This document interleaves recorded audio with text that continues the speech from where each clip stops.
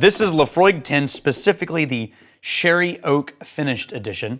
So this was bourbon barrels most of its life, and then they moved it into Oloroso sherry cask. And man, you can even tell from the color when you pour this, there's that sort of golden reddish hue to the whiskey. And wow. Because of the phenolic notes of the smoke in Laphroaig, it turns really like fruit medicinal.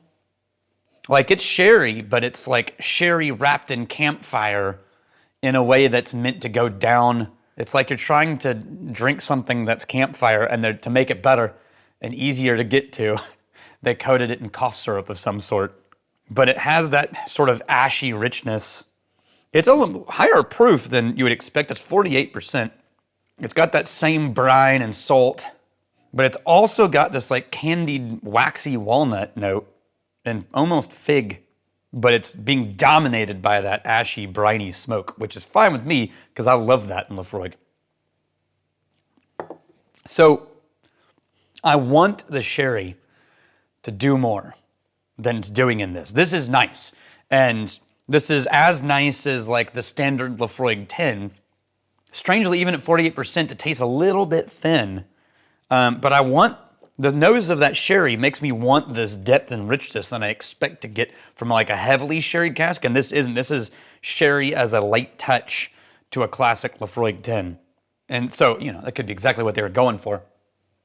So basically, if you like Laphroaig 10, but you wish it was just a little softened and sweetened, welcome to this one, sherry cask finish, because that's exactly what it is. And it's still great because, you know, it's Laphroaig and I love Laphroaig. Some of the older Laphroaigs and the more heavily wine cask finished ones have a depth and richness that this one is closer to the classic 10, fine, but it didn't quite do either of my preferred things really great. It did this weird split the difference thing. So I think I would still either pick the 10 or even the 10 cask strength, or I would go for a more heavily sherry influenced, or like one of the Cargis ones.